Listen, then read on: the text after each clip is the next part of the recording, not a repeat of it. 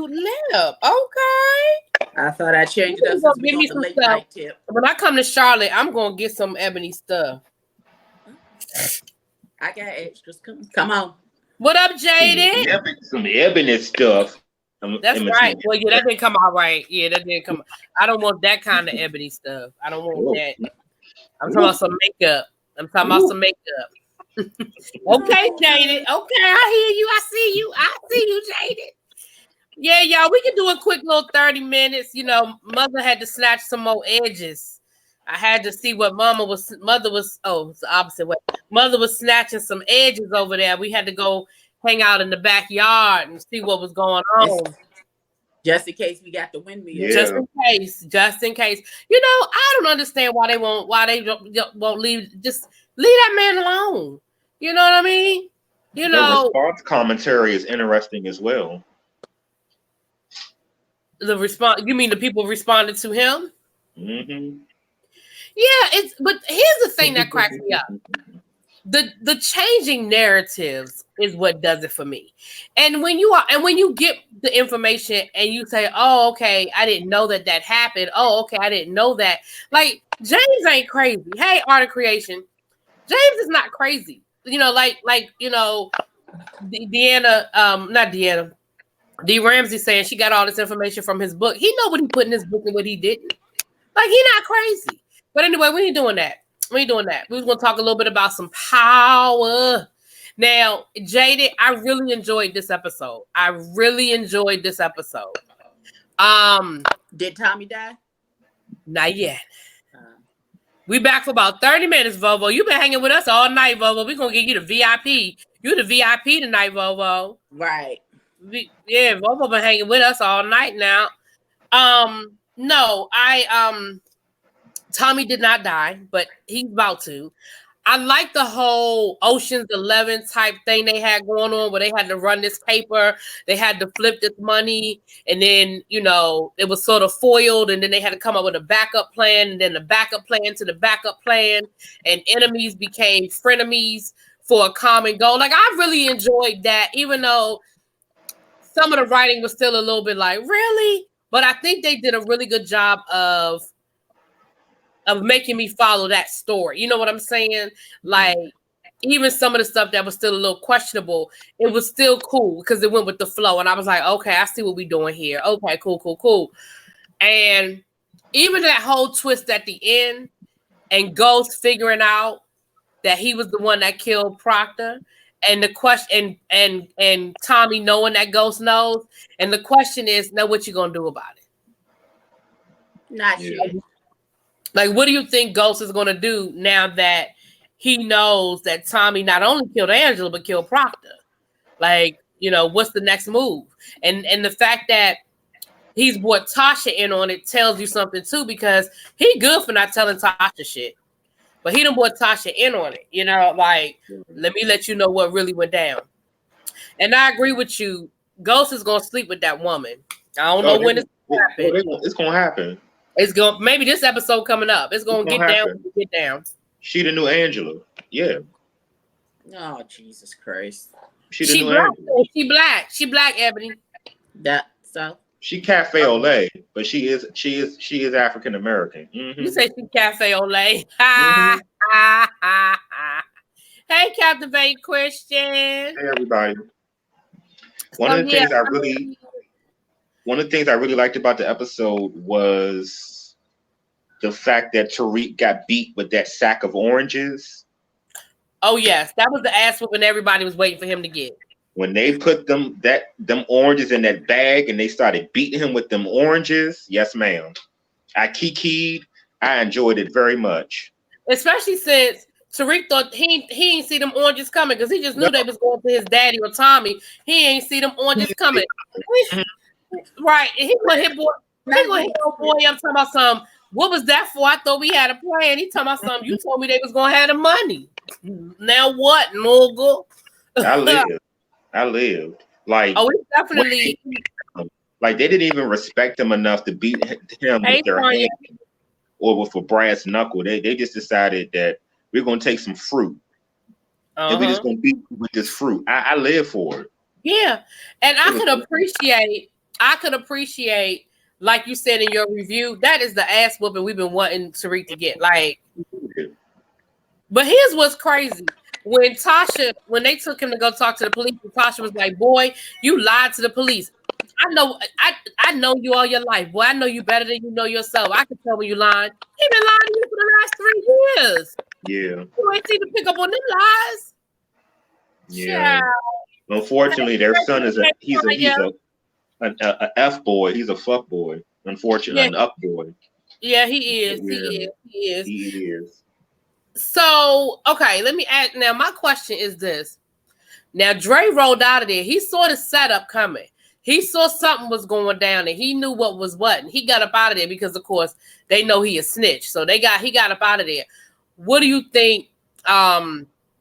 What do you think Dre's next move is? Is he gonna try to blackmail Ghost, or what? What do you think his next move is? I don't think Ghost can't give him what he promised him now because him and Jason done fell out. Because he promised Dre the distribution. Yeah, but he also is going to get the information on where his daughter is too. I don't think he's going to do anything to Ghost until he gets that information, because Tate's going to give him that information. So I think once he gets that, whenever that happens, then I don't think it's going to be a major here. I feel like he's an afterthought. I felt like all last season it was about Dre. We got to get Dre. We got to kill Dre. Dre. And I almost kind of feel like this season he's an afterthought. You get what I'm saying? We ain't seen no nudity. We ain't seen no nothing.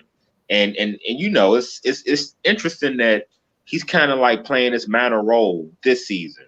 You get what I mean? It's interesting. You sound like you mad that there hasn't been no nudity. You sound I think a lot of people just wanted to see what his butt looks like. Yeah. I feel like you're a little bothered that there was no nudity. Just a little bit, because remember 50 Cent said that Ratomi owe him money, so maybe he in 50 Cent jail. I don't know. It could be, but I really did like just them beating Tariq. Like you said, the Ocean's 11, that was really cool. They was working for that money, and I like how they did the fundraiser. They were not playing at that fundraiser. Yeah, because Ghost set that up real sweet, and Tate knew what he was doing, but Ghost got old girl's ear. So when Ghost kept talking about the money, the cash, keeping a lot of cash, Ghost knew what the hell he was doing. Yeah. And it was really cool to see that Ghost is kind of like being Ghost again, back from the first season. Yeah. When he was running Truth, like that swag and that confidence. Yeah, we are kind of seeing a little bit of that coming back. Yeah. Yeah, definitely. And that's who I wouldn't mind seeing some butt. I mean, I think he's very attractive. Oh, my lips aren't white. I think he's very attractive. And no, you don't have no Malik Yoba going on. You good. Okay, yeah, child, that would be the ultimate gag for me to drag Malik, and my lips is giving Malik Yoba. Okay. Mm-mm. I will let you know, boo. I send you a little text. Giving old powdered donut realness, honey. Yes. Yeah, get the chaps. I would. Abby ain't gonna let you on here looking crazy. Abby don't do that.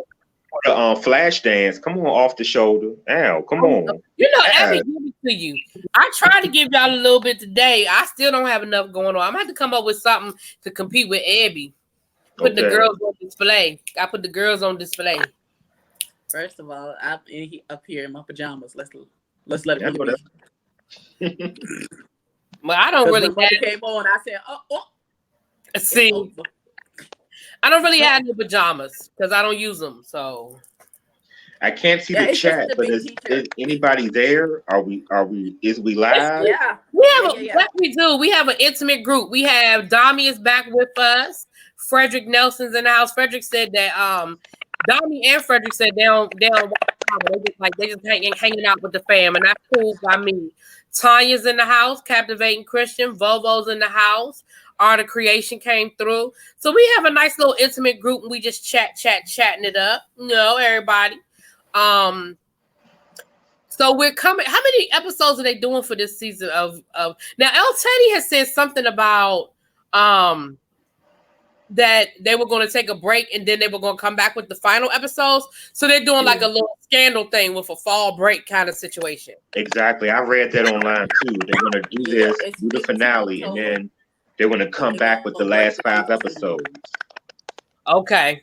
But they said people online don't want Tariq to be featured because they don't like the character. They don't like the way he's been written. I mean, They don't like the way, and they just say the character, not the actor. I hear you. But they really don't F with Tariq. They don't like him, and they don't want him to be a featured character in the prequel or any of the prequels. They're not feeling Tariq. Well, if he's in the prequel, he would be a baby, because the prequel is us trying to figure out how all this went down and how it all got set up. Now, as far as the sequel is concerned, he would have to be prominent in the sequel, because I feel like, I've been saying this from the beginning, I feel like he's going to be last man standing. I feel like it's going to be between him and his dad. I think it's going to come down to him and Ghost. And I think it's going to be some sort of standoff with the two of them. So I feel like that he would be prominent. Now, kind of like what we were talking about earlier with David Makes Man, you hating Tariq is a testament to how well of an actor that young man is and how well the writers are putting that across, because we're supposed to hate Tariq. Yep. But Tariq has to be in the story. He is very important to the story and to the storyline. So he has to be there. As much as we hate him, if he were not there, it would just be another character, because they need that friction. And that father versus son is as old as the Bible. You know what I mean? You know what I'm saying? Father versus son, like that's just a theme. So, and I think that's what it's going to come down to. I really do. Keisha gonna die. Tanya said that she don't trust Keisha. Keisha gonna die. Yeah, High Booty, but we got to give High Booty credit, because she had one good idea. She earned her keep when she mentioned the backup plan. Okay, can I ask a messy question to the chat? I mean, to the chat and to the panel.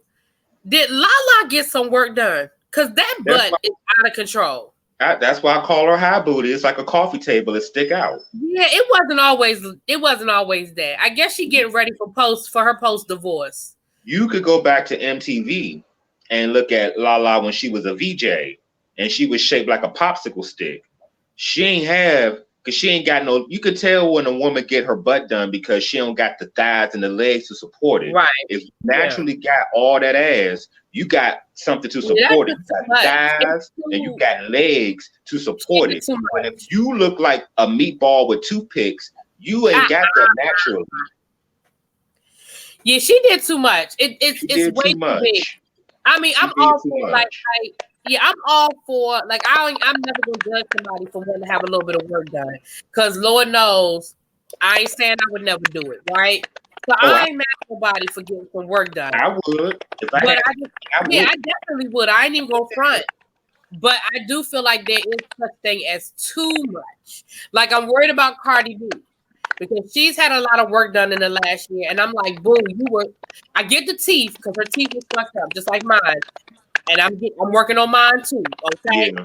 But I get the teeth, and maybe her post baby body wasn't what she wanted it to be, and that's why she had the lipo. Okay, it is what it is. But stop now, baby, stop now, because Cardi B is I think she's a beautiful girl, and I hate to see her go down the little Kim. I would hate to see her do too much. You know what I'm saying? And then the other thing with the work is that they said a lot of this stuff, you don't start getting sick from it. It takes about 10 years to really start messing with you. With K. Michelle. Remember, because K. Michelle had her stuff, and she had to get it out because it was making her sick. Michelle Visage, RuPaul's Drag Race, had to get her breast implants taken out. Yeah, because it was making her sick. And like y'all said, Cardi young, she had to work a couple years. I do want to see in about 8 or 9 years if she does have complications you get what I'm saying, what they're using to enhance their bodies and stuff like that. And I'm gonna say this about Cardi, and then I'm gonna throw something to you, Ab.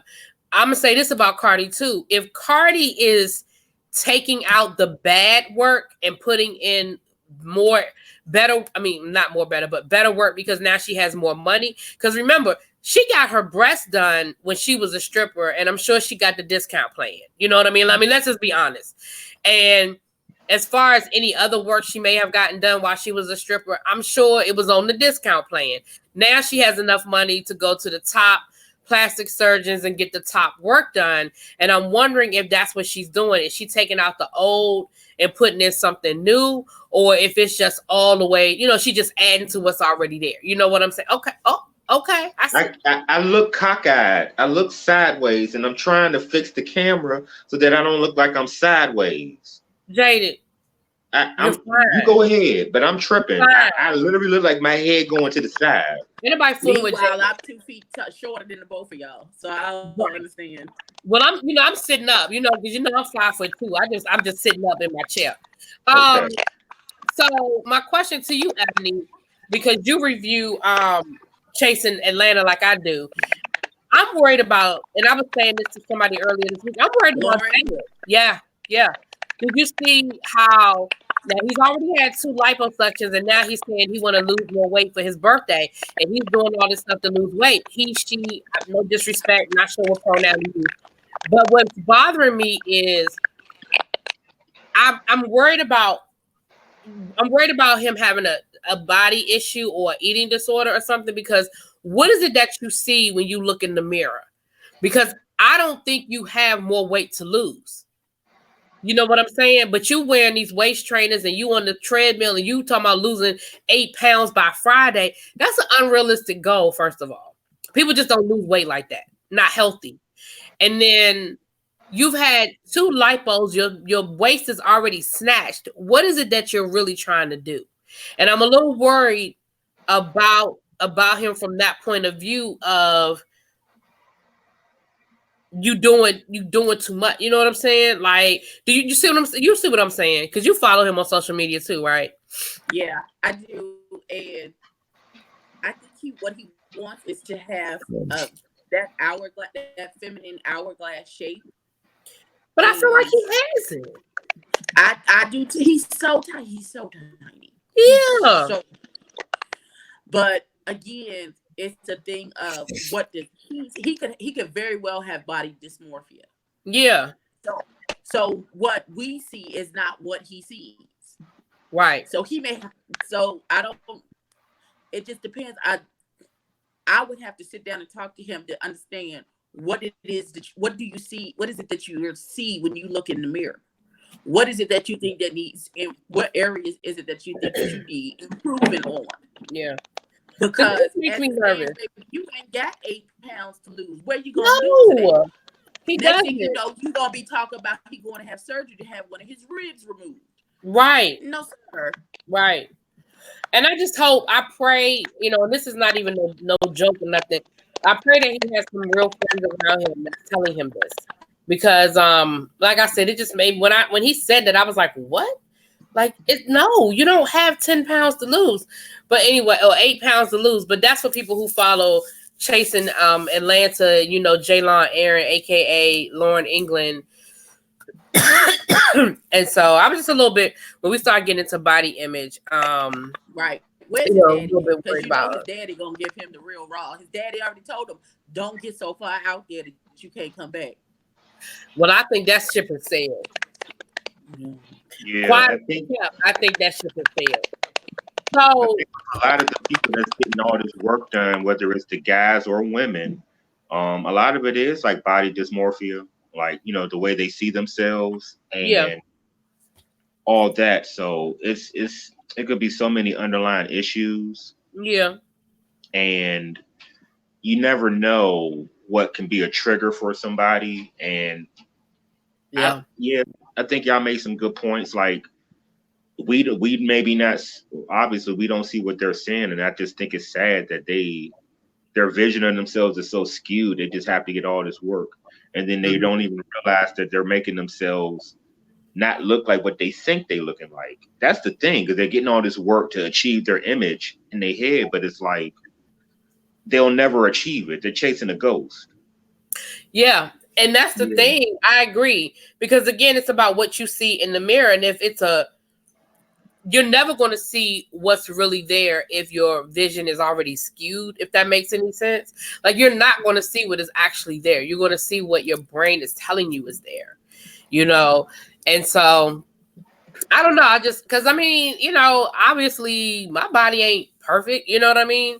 But You just have to learn. It's okay to love who you are, but want improvements. Like it doesn't have to be one or the other. Like it doesn't have to be just because. And you know what? And let's just go down this road for a second. And Ebony, I know you'll walk with me. Just because I love who I am, and I accept who I am when I look in the mirror, it does not mean I don't want to lose weight or that I don't want to be healthier or that I don't want to, like, I think people get it confused when you have a strong love of self, that they take that to mean that you are content. And I'm not content with where I am, but I accept where I am and I love me. You know what I'm saying? You feel what I'm saying, Ebony, as a fellow BBW, you feel what I'm saying in that? Absolutely. And I have a touch of body dysmorphia because I've lost a significant amount of weight. And sometimes it takes for someone else to say, who hasn't seen me in a while, be like, oh my God, you've lost so much weight, for me to then go look in the mirror and look at myself and the light bulb comes on. Oh, you look different. Mm-hmm. You look like my face is smaller, my hips are smaller, everything is smaller than what I think it is. Like I'll still go into the store and want to buy a size 26, and then when I get home, don't understand why I'll put the pants on and 2 steps later they down around my ankles. W, you don't wear that size anymore. That is not you don't live there anymore, girl. You don't live there anymore. I do not. But yeah, but just because I loved Ebony at a size 26, I'm gonna love Ebony at a size 16. There you go. I'm gonna love Ebony if she get to a size 12, and she's not going down to single digits. But still, right. It doesn't, because who I am at the core of my being is not determined by my outward appearance. Exactly. Because I love me, and I'm always gonna choose me. There you go. Now, I just need a nigga who's gonna love me when Ebony is a size 12, when Ebony is a size 16. God forbid if Ebony goes back up to a 26. I need you to love all of the Ebonies, because I need you to love me who I am at the core of my being. Amen. What you see. Amen. Well, let me throw it to you, Jaded, as a man, obviously, but as a gay man, do you feel any pressure as far as like body image, as far as like, you know what I'm saying? Like, I know you take care of yourself. You're one of the people that go to the gym and you work out and all that good stuff. But do you feel like we're going to talk about like LGBTQ community. Do you feel like gay men have, when we start talking about body image and it's not, I guess I shouldn't even say gay men, just men, period. Do you feel like, what pressure do you feel like are on men, if any? Or do you think it's like, because I think for men, I think it's more acceptable for men to be a little overweight, be a little thick. You know what I'm saying? But I'm not a man, so I can't see it from your point of view. I'll speak from the gay perspective. It's incredible pressure to be mindful of your aesthetic, to be mindful of your weight, to be mindful of your look. Like, real talk, and this is not self-deprecating. I'm not fishing for compliments. I'm being dead serious, 100% real. I'm one of the basic gays. I'm like, if you go on the spectrum of the gay wheel or whatever y'all want to call it, like the way I see it and like my interactions and all that, I'm like one of the basic gays. I'm not the fabulous ones. I'm not the 2% body fat, with the beautiful eyes and the hair and the teeth, like it's incredible pressure. And I think about it every day, every day, like literally one night, this was a couple years ago. I was just on Facebook, Instagram, looking at profiles of dudes. You get what I'm saying? Right. And after 2.5 hours of seeing nothing but very, very, very, very attractive dudes, I was like, I have to stop, because it's like, wow, like you start feeling bad. I get it. People confident, nothing holds them down. They don't think about it. But for myself, I was like, wow, this is making me feel bad. Like, you get what I'm saying? Like, moments, don't get me wrong. Like, it's not an all day, everyday thing. Like, I have my moments, like, you know what I'm saying? But at the end of the day, though, it's still these societal norms of beauty, regardless of what people want to say. There's still, and like Ebony was saying, y'all would be surprised. And when I say y'all, I mean in general, y'all would be surprised at how many men are out here chubby chasing, what they call the chubby chasers, and publicly will talk cash money shit about a fat girl, but will be straight up hitting you up on the back end. And it's crazy because it's like, really? Like, it's 2019. You really you really feel like you can't let nobody know you like the big girls? Like, for real? That's what we doing? It's crazy. It's really crazy. Mean, it's a good point, and I see that on the LGBTQIA elemental P side, with the chub chaser thing. It doesn't work for me. Like, I feel like if I have extra weight on me, I just feel like, yo, that's another strike. Like, you get what I'm saying? Like, I have to be, and this is not to say that I'm like looking good or I'm killing it. I'm doing enough just so that people don't find flaws. That's what I try to explain to people. Like, I'm conscious about the aesthetic, not because I'm thinking it's beautiful. I'm like, damn, I got these flaws. How can I contour it, or what can I do to, I'm telling you, I feel immense pressure in terms of how I look. And the older I'm getting, I'm like, damn, like, yo, it's serious with gay men. You'd be surprised, yo. There's a lot of pressure. There's some people, I don't know. Maybe I don't want to overgeneralize, but there is pressure. No problem. Yeah, and that's why, that's why I asked the question, but then I didn't want it to be like a gay thing. But I know that that's a perspective that you have that I don't have. I don't have a male perspective on body image and that standard. You know what I'm saying? But that's a good point. We ain't even on power no more.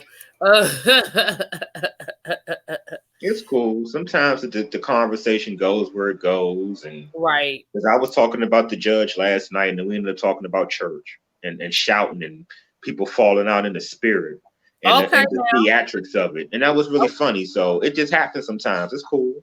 Okay, falling out in the spirit, giving it to them. Falling out. Well, I grew up Catholic, but when I was in North Carolina, I started attending apostolic Pentecostal.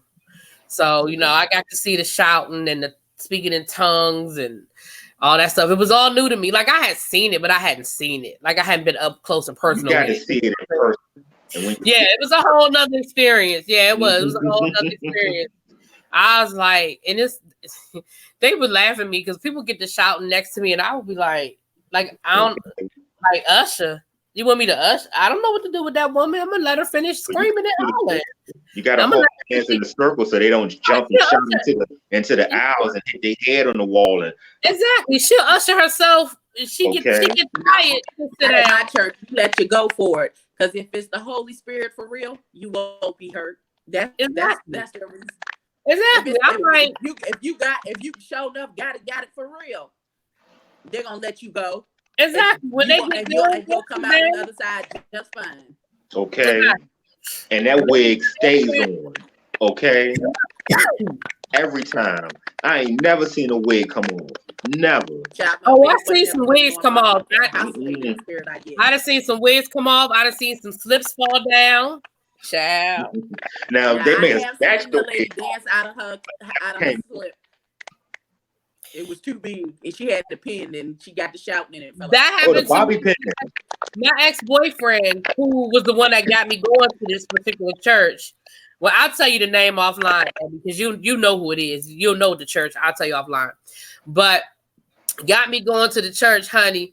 And his mama got to shouting one Sunday morning, and that's exactly what it was. Her slip was too big, and she had pinned it. Next thing you know, her slip was falling down. I said, "Oh Jesus!" No, we used to, those of us who used to, if we call it go get somebody when they in the spirit. We know how to discreetly pick that slip up and keep it pushing. And throw a prayer cloth over them. They'll be fine. I don't know. I think a girdle and everything else up under that dress. They will be just fine. His mama got that. His mama got the slip. She was talking about it after church, how embarrassed she was. But it was what it was, man. It was what it was. If the spirit was hitting you, clearly it was the spirit. Because if it wasn't the spirit, you'd have been holding on to that slip. But see, my thing is like, you mean to tell me that you the devil riding you every week. Like you ain't got no relief. Like the Lord ain't did nothing. Like you still need, like you ain't had a breakthrough yet. Like every week is you. Like nobody else rolls around. Nobody runs around, does a heptathlon like Jackie Joe and the Kersey. But you want to run. First of all, I don't judge nobody's praise, because one, I don't know what they go. I don't know what I don't know what it took you to get. And sometimes the praise is the breakthrough. Maybe it's the breakthrough. No, you're right. I mean, I'm being funny. No, we know. I know. And like I said, I grew up Catholic, so you know how Catholic folk do. We in and out. 45 minutes, baby. 45 minutes. We in and out. Y'all still in testimony service, and I'm on my way home. Okay. Don't do testimony service. Listen. I already told you how I feel about testimony. That's why you find out all the good stuff is their testimony. You're right, but I already told you how I feel about it. Because again, it's all new to me. In the Catholic Church, we don't tell nobody our business like that. We don't be testifying about. I know y'all go behind the curtain in the little phone booth and tell them. Not the phone booth. Yeah, we do. And their penance is no joke. When they have to do penance, it's not. It's no joke. Hail Mary, grace. Oh, Jesus. I'm gonna tell y'all, I'm a heathen now. I guess what they would call me, a carnal Christian, whatever. You went into the semantics of it, but I that's all we knew was just church all the time. And I think for me, it's just the institution of religion that I had a problem with, or just some questions. And because I asked questions, I never really got the answers, and I got a lot of pushback. So for right now, I'm just here, existing. I don't know anything, you know what I'm saying? But I do know, and I'm gonna be honest and say, at least I did come up with it. I'm familiar with it, but I just had questions. Right. It's okay to have questions. It's a personal walk and a personal relationship with you and the Lord that doesn't necessarily, that's not dependent on you being in the body. It's good to be in the body, with the body and fellowship with your brother and sister, but it's not a demand that you have to do it every Sunday. I mean, take it from me, the PK, whose granddaddy was a preacher, whose daddy was a preacher, my mama is an elder. I understand being stuck in church all day, every day. Right now, I'm about to be on hiatus, and not because anything is wrong, but I need where I am now. I am not being fed the way I need to spiritually, and right now I'm there out of obligation because I don't want to. I'm literally the only tenor on our praise team, so if I'm not there, that's a problem. Right. Right now, I'm seeking the Lord. Where do you want me to be? Because I'm trying to be in your will, the will that you have for my life. Now, I can't tell anybody else about their relationship with God. I can only tell them about mine. Right. I'm kind of going through the same thing. Right. Mine was solidified 19 years ago when my son passed away. And I still was able to keep my mind after finding him dead. So, God. Right. So, I know that I know that I know. Right. That he is real. I know that's right. Well, I know God is real, and I'm very spiritual, but I'm the same way. I'm kind of seeking. I remember seeking. Right. I mean, I'm kind of in that moment too where, and like I said, I can tell you more detail offline, but when I went through what I went through when I was in the hospital and I went through all of that, I was very disappointed in the support I did not get from my church, from the pastor, from other people. And so I kind of was like, you know what? It started off in anger because I was really hurt and pissed off. And then it evolved into, well, there's clearly not a connection between me and these people. Because for me to sit up in a hospital for 2 months, and then I was sitting at my mama's house, my parents' house, I lived with my parents for another 3 months before I even came home. And the fact that none of y'all came to the hospital to visit me, nobody called me. You know what I'm saying? I had people that I went to high school with came by the hospital to visit me because they saw, because I put it on Facebook. It wasn't like it was a secret. I mean, people didn't know what was wrong with me, but people knew I was in the hospital and knew I was sick. So my thing was, y'all the same people that see everything else I put on Facebook. If I say I want to go to Cracker Barrel, you texted me talking about something. Oh, we going to Cracker Barrel? So you knew where I was, and so I just felt like clearly there's a disconnection between me and these people, and so I'm in the same place that you are as far as looking for somewhere to be fed. You know, I feel you on that one. I definitely feel you on that one. I'm looking. My mama, every Sunday, my mama be like, because my mother's, you know, she wants us to be in church, but she's cool with it not being her church. You know what I mean? She's like, okay, you don't have to come here. You go somewhere. She just go somewhere. Yeah. She said, so you just not go. You just gonna be a complete heathen. That's what my mama get me.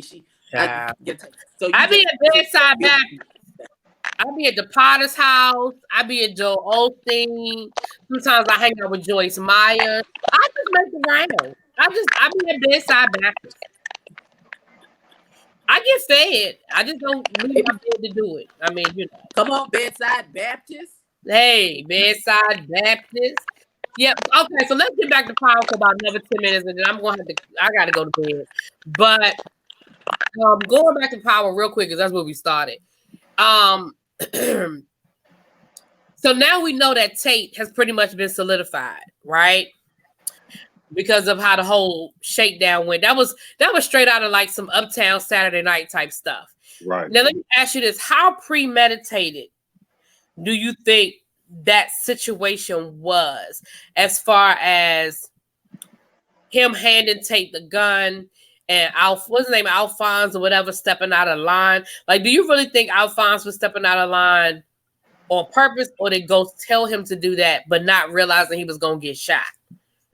Because see, once Tate recognized him, he had to die because he knew too much. Right. It kind of felt like it kind of went to the left, and it kind of worked out in Ghost's favor. I will give Ghost a lot of credit for orchestrating what he did, but I just feel like no one can check off that many boxes. I think that he's going to keep the gun on him at all times, because that's his persona. I think it was about to go bad because Tate had that look like something ain't right. He recognized Alphonse. I almost felt like it went from being a genius plan to being a total fuck up. I mean, total mess up. Yeah. Almost felt like it was on a thread. So to answer the question, I think that it just kind of worked out. And I just feel like it was one of those situations where the writing was convenient enough, where Tate was a police officer and he was able to operate a firearm effectively and do what he needed to do. Mm-hmm. Now, are you surprised that nobody else in that room had a gun? Ghost, the only one with a gun. What I was surprised about was the fact that there was no security. There was no security. That's what I was surprised about. Ain't no security. No security. Especially when you go back to the first season and remember that whole thing about the security, and remember the security like in season 1 or 2 or something, and it was like something internal, and they end up switching on him or flipping on him, or it was something like that.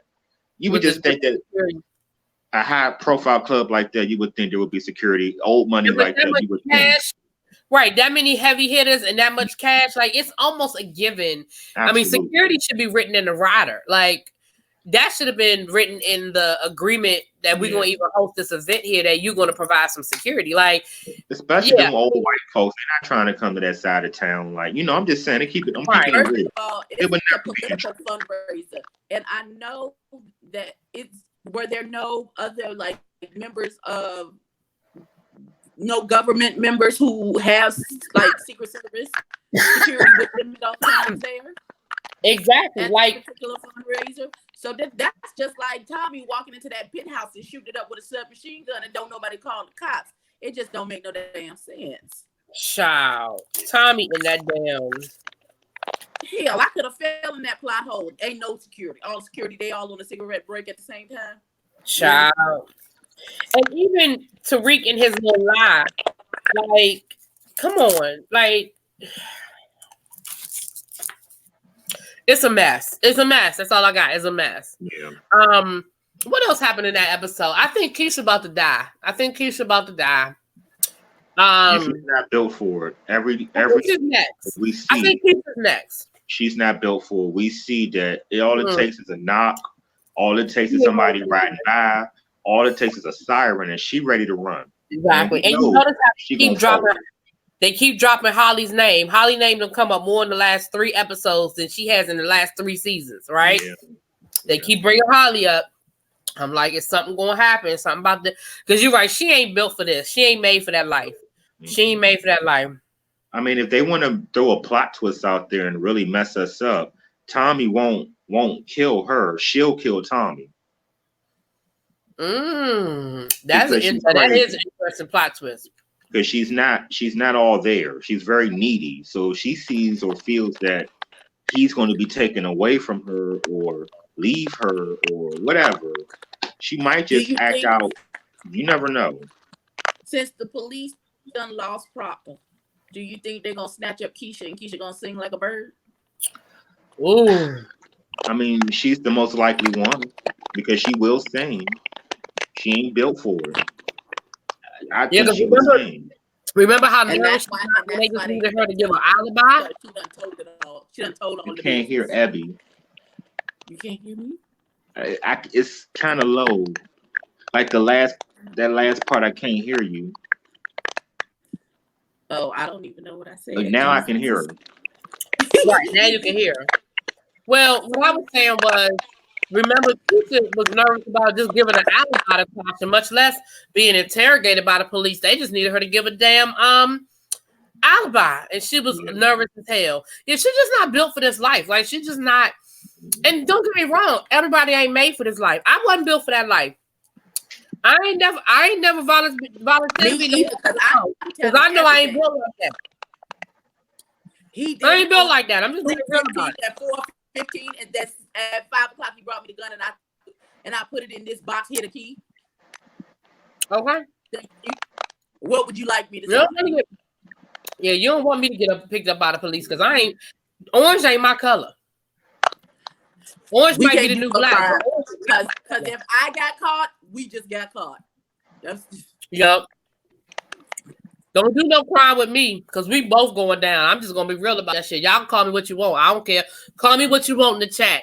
Don't commit no crime with me because if I get caught and you don't, just expect that knock at your door. I'm telling you. I'm just telling you now.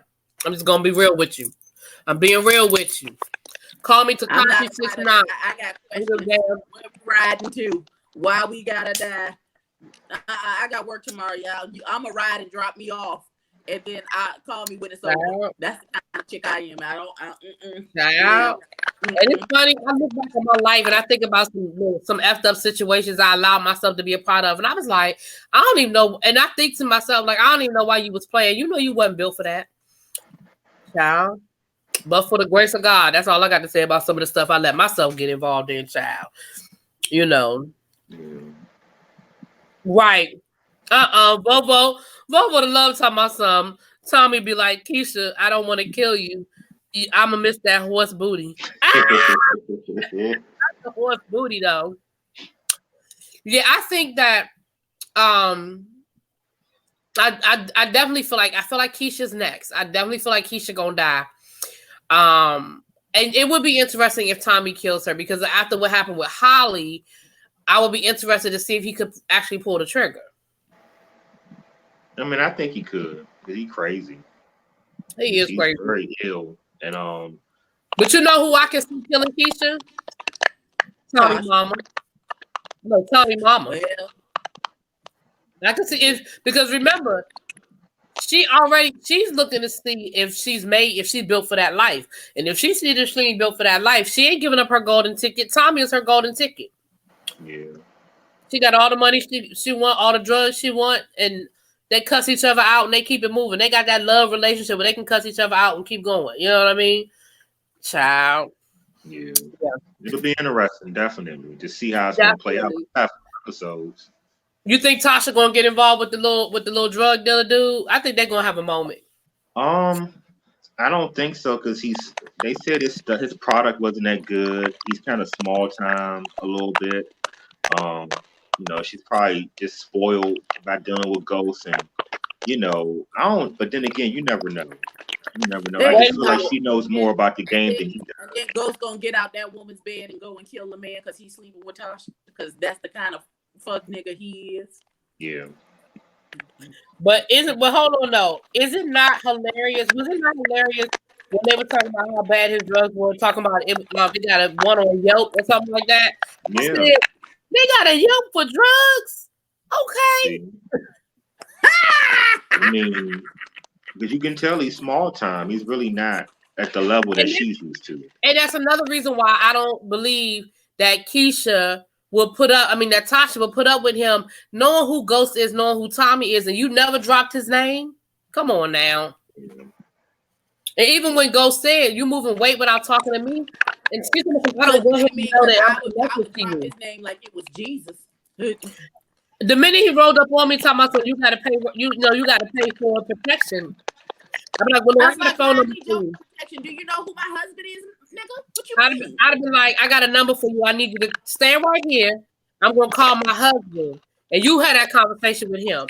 And I just would have dialed the number and let Ghost talk to him. I wouldn't have said another word to his ass. Let Ghost handle it. Anyway, hell, I'd be sitting with his little crazy ass. Well, any predictions? We got 4 more minutes. We got any predictions of the season? It's kind of. I mean, I'm sorry, Ebony. It's kind of predictable. So it's hard. I don't know. Like, I think they all gonna die. You think that's how it's gonna end up? That everybody just gonna be dead? Everybody gonna be dead. I think it's gonna be. I've been saying this from the beginning. I'm not gonna waver.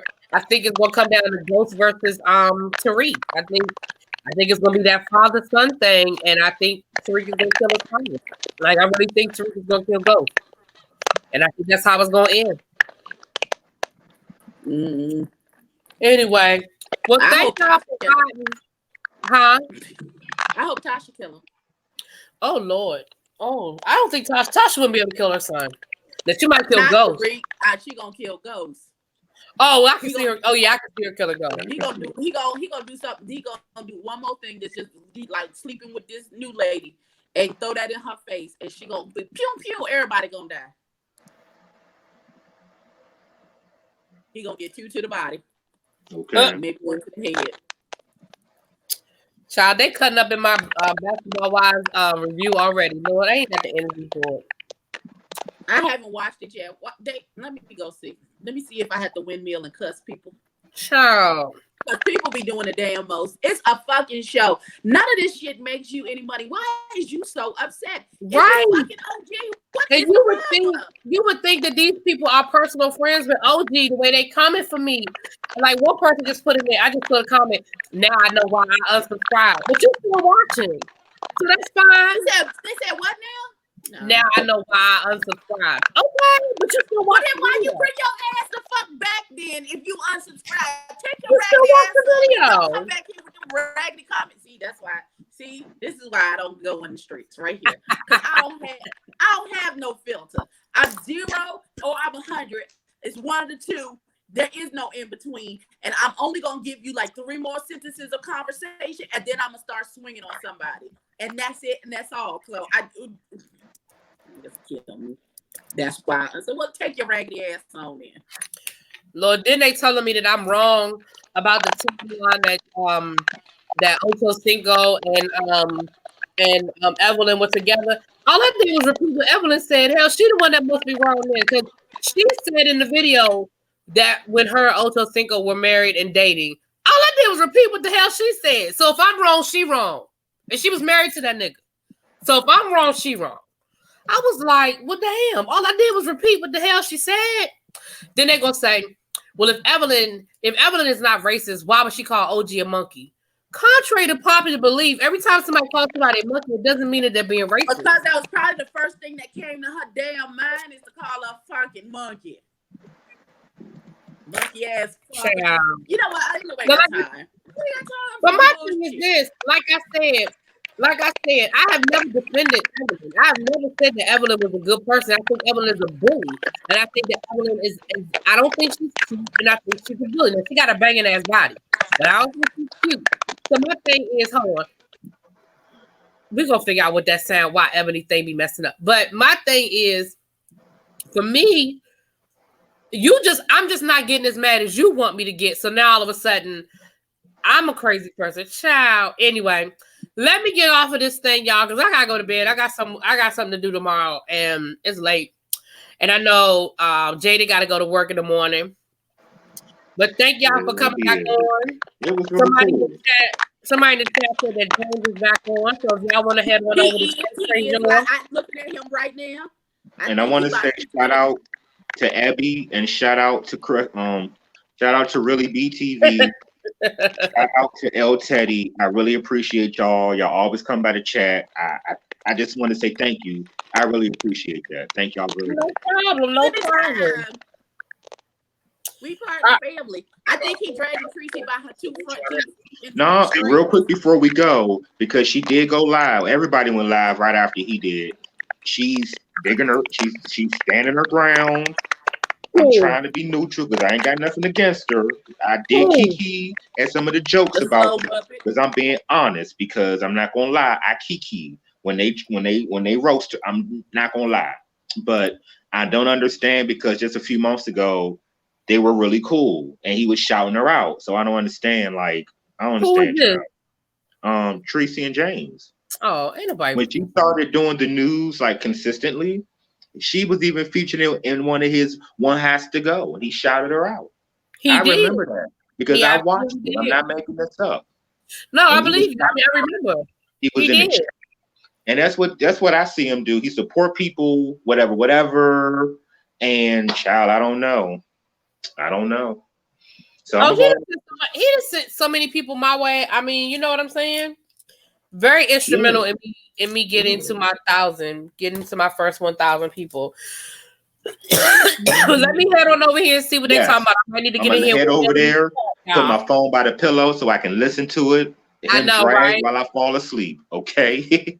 All right. Hold on, Abby. I'm taking you off mute. Night, night, boo. Night, night. All right. Night, y'all. I'm off punishment. Good night. Ooh. Oh, good night. All right, y'all. All right. Night, babe.